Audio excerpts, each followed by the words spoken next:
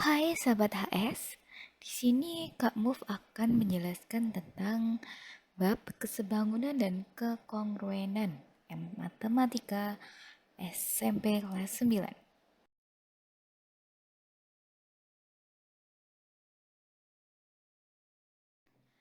Kesebangunan adalah dua buah bangun datar dengan panjang sisi-sisi yang bersesuaian, mempunyai perbandingan sama besar, dan mempunyai sudut-sudut yang sama besar.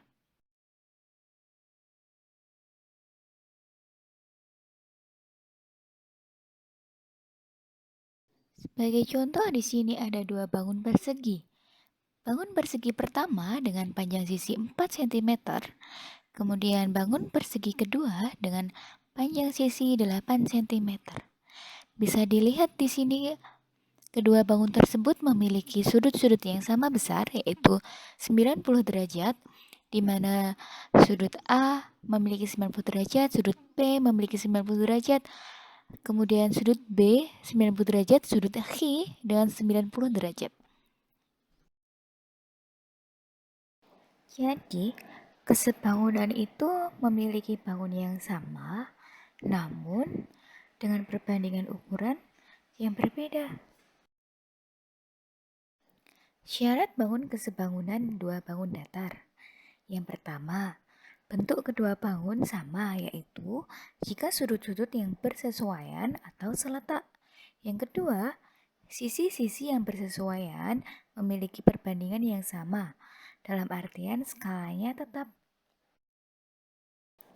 Dalam contoh di sini adalah trapesium ABCD dan trapesium PQRS.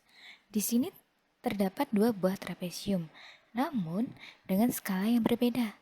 Di sini bisa kita lihat bahwa sudut A sama dengan sudut P, sudut B sama dengan sudut Q, sudut C sama dengan sudut R, dan sudut D sama dengan sudut S. Yang membedakan adalah skala panjang sisinya.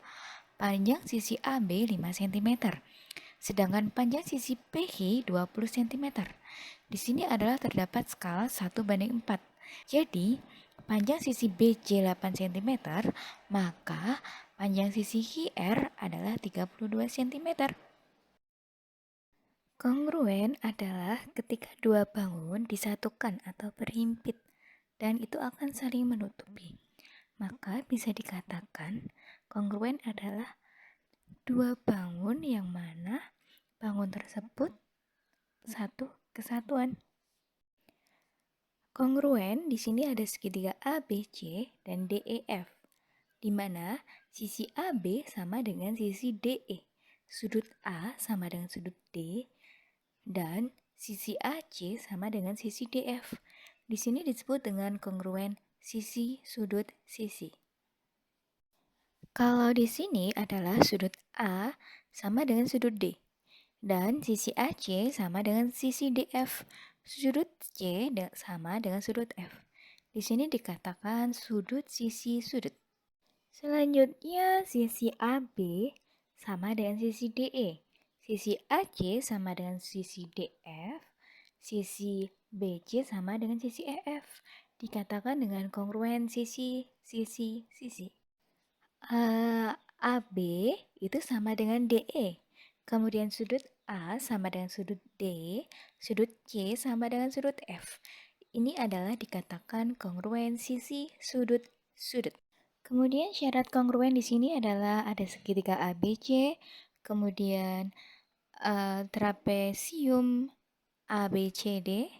Di sini tampak terlihat bahwa yang dikatakan kongruen itu kalau sama. Jadi sudutnya sama, sisinya sama. Jadi dua buah bangun datar dia memiliki sisi yang sama, sudut yang sama. Jadi itu adalah dikatakan kongruen. Nah, kalau kongruen itu udah pasti sebangun. Namun kalau sebangun belum tentu kongruen.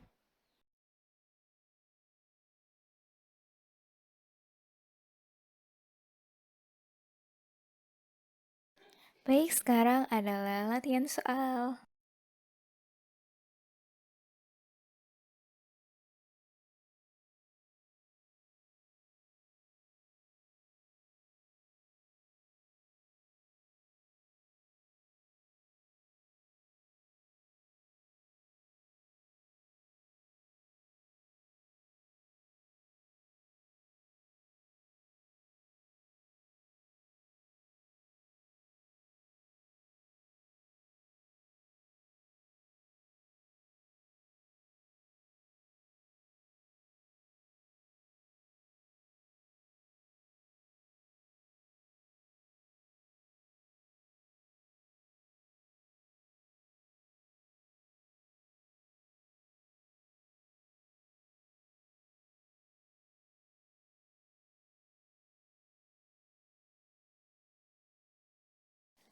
Soal pertama, di sini ada bangun segitiga.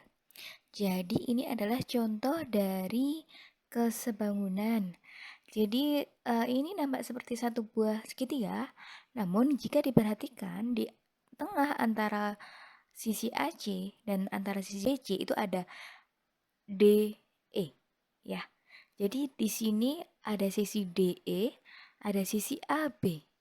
Dengan diketahui sisi DE itu 4 cm, sisi AB itu 6 cm, dan sisi CE itu 8 cm. Ini kalau dipecah menjadi segitiga DEC dan segitiga ABC. Jadi segitiga induknya dan segitiga yang kecil potongannya. Ya. Oke, di sini dikatakan sebangun. Jadi segitiga ABC sebangun dengan segitiga DEC. Kenapa? Karena dia berhimpit. Kemudian cara penyelesaiannya adalah di sisi AB itu kan dia sebagai alas dari segitiga. Nah, yang di sisi DE dia juga sebagai alas dari segitiga.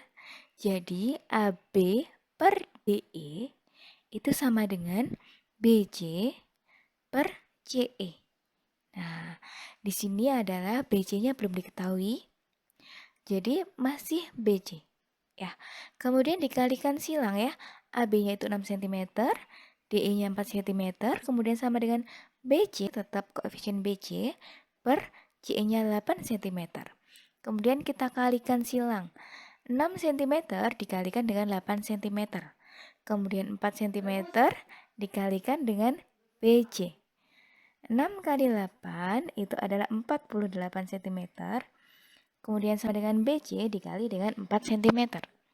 Nah, kemudian kita gantikan, kita silang. Yang BC kita kan untuk mencari BC. Kemudian yang 4 cm kita pindah ruaskan ke kiri. Jadi dia sebagai pembagi. 48 cm dibagi dengan 4 cm sama dengan BC. Maka BC adalah 12 cm. Kemudian soal kedua, di sini ada dua buah segitiga, yaitu adalah segitiga ABC dan segitiga DEF. Nah, di sini di sudut A itu ada tanda silang X. Kemudian di sudut E itu ada tanda silang juga X. Sudut B itu ada tanda lingkaran hitam. Sudut F juga ada lingkaran hitam. Nah, ini dikatakan kongruen. Nah, bisa kita lihat tandanya gini ya, teman-teman. Kalau di sudut A ini ada tanda silang X dengan sudut B tanda lingkaran hitam, nah, maka panjang AB itu kan 5 cm. Jadi, di segitiga DEF, mana sih yang ada lingkaran hitam dan tanda silang? Nah, itu kan di EF. Maka sisi EF ini panjangnya 5 cm. Kemudian di sudut B kan ada lingkaran hitam. Kemudian sisi BC itu kan lingkaran hitam dengan sudut C tanpa ada apa-apa. Nah, jadi BC kan 8 cm. Maka di sini ada yang sudut lingkaran hitam dan sudut D itu 8 cm. Kemudian di sudut A itu tanda X dengan sudut C 7 cm. Maka DE itu adalah 7 cm. Nah, sekarang latihan ya. Ini kan ada segi 4 yang tidak beraturan. Nah, perlu teman-teman ketahui kalau dari segi 4 itu total dari sudutnya adalah 360 derajat. Namun kalau segitiga itu totalnya adalah 180 derajat. Nah, berhubung soalnya di sini adalah segi 4 yang tidak beraturan, jadi total sudutnya itu harusnya 360 derajat. Nah, ini ya teman-teman. Di sini kan kata kuncinya ada satu sudut yang diketahui, yaitu adalah sudut yang sama yang diketahui 135 derajat. Nah, kemudian ini ada sisi-sisinya teman-teman. Jadi ada seleret satu ini, dia artinya sama. Nah, Kata kuncinya ini kan 135 derajat. Berhubung dengan sisi yang sama seleret 1 dengan 75 derajat. Jadi udah pasti tahu dong U-nya berapa. Kemudian sudut V. Nah, V ini nanti yang dicari ya teman-teman. Tadi kata kuncinya totalnya itu adalah 360 derajat. Jadi nanti untuk mencari sudut V, teman-teman menjumlahkan semuanya, sudutnya 135 derajat, sudut U, dan sudut di dekat antara penghubung yang selera 2 ini berapa, gitu ya. Hai, terima kasih teman-teman. Di sini jangan lupa jawab lewat kolom komentar ya untuk latihannya. Semoga ilmunya bermanfaat. Terima kasih.